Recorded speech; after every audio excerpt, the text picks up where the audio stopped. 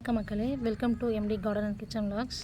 இன்றைக்கி பார்த்தீங்கன்னா நம்ம இந்த ஆடிப்பட்டத்துக்கு முதல் இது அது அப்படியே ஸ்லோவாக வந்து இப்போ தான் கொஞ்சம் பூ வச்சு நிறைய பிஞ்சு வச்சுருக்கு. பார்த்தாலே தெரியும் அவங்களுக்கு. கொஞ்சம் காய் பறிச்சிட்டேன். இது செகண்ட் டைம் பறிச்சிட்டேன். இப்போ தேர்ட் டைம் பார்த்துட்ருக்கு. பிஞ்சு எல்லாமே ஃபுல்லாக பிஞ்சாக தான் இருக்குது. இந்த விதை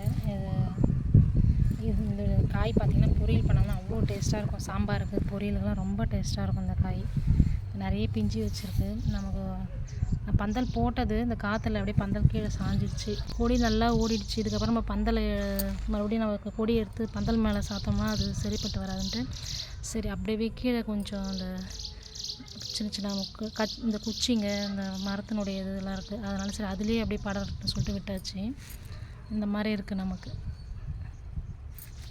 பக்கத்துலேயே சுண்டக்காய் செடி வச்சேன். அதனால் மரம் மாதிரி ஆனதுனால அதுலேயும் கொஞ்சம் நல்லா படர்ந்துருக்கு. பாருங்கள், நிறைய பூ வச்சுருக்கு. நமக்கு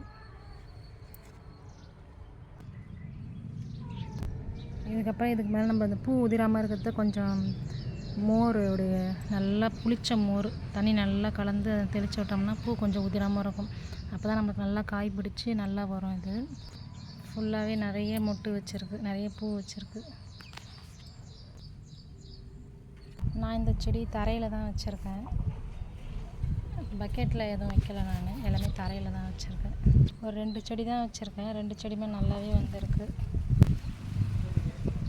ஒரு காய் மட்டும் ஒன்று பறிக்காமல் விட்டேன். சரி அது கொஞ்சம் சீடுக்கு விடலாம் அப்படின்ட்டு. அது வந்து லேஸில் இருக்குது.